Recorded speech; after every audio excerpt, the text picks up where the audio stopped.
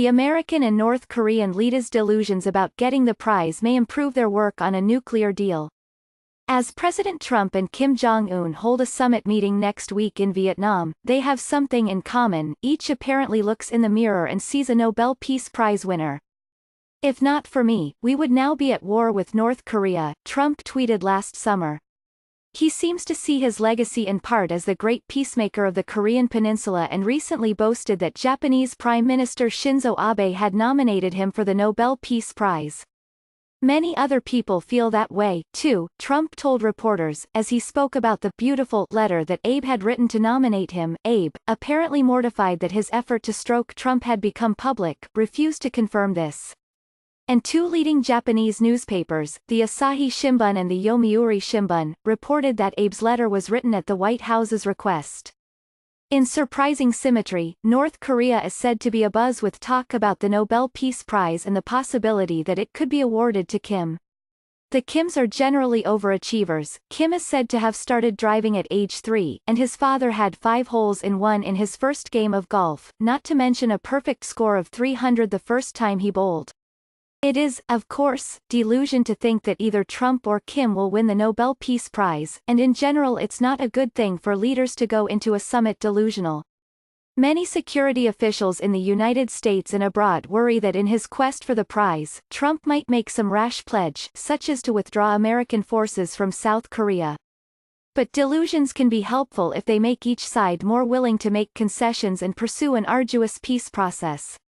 I don't think there is any prospect of North Korea handing over its nuclear weapons soon, but it is possible to see a diplomatic path that leaves the world safer, and there's a fighting chance that we might achieve this.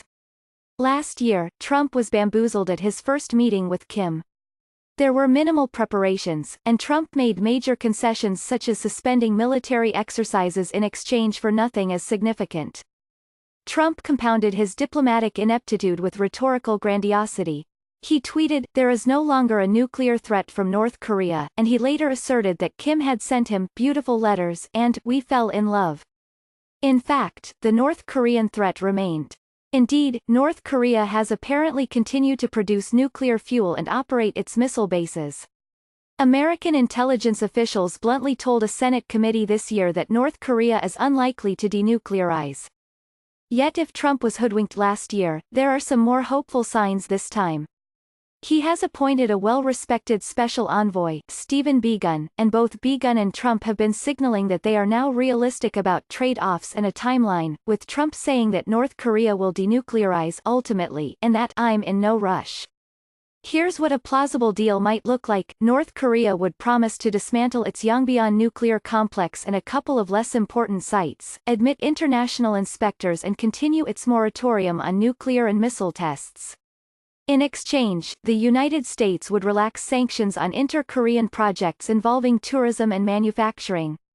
The two sides could also declare that the Korean War has ended, exchange diplomatic liaison offices, ease cultural exchanges and agree on a path forward chipping away at the nuclear program. In some sense this is kabuki. On my last visit to North Korea, in 2017, officials spoke of learning from Libya that if you give up your nuclear program, America may then topple your government. So I suspect Kim has zero plans to give up his nuclear weapons. But even without full denuclearization, it is progress if there is a freeze on testing, a halt to nuclear production, an easing of tensions and an agreement on future steps.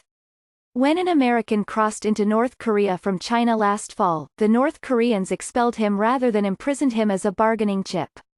The United States has likewise eased rules on humanitarian aid to North Korea. Trump and Kim may claim some magical breakthrough, perhaps around a declaration of the end of the Korean War. But don't believe any magic. This is not a problem that will be solved this month or this year. At its best, this will be a slog. We should pray that U.S.-North Korea relations become boring. The greatest threat of this presidency was that Trump would stumble into a nuclear war, and in 2017 and 2018 the Pentagon was deeply concerned that this was a risk with Trump-Kim brinkmanship and Trump's boast that his nuclear button was bigger than Kim's. If he and Kim pursue a painstaking peace process instead, in some illusory quest for a Nobel Peace Prize, we can live with that.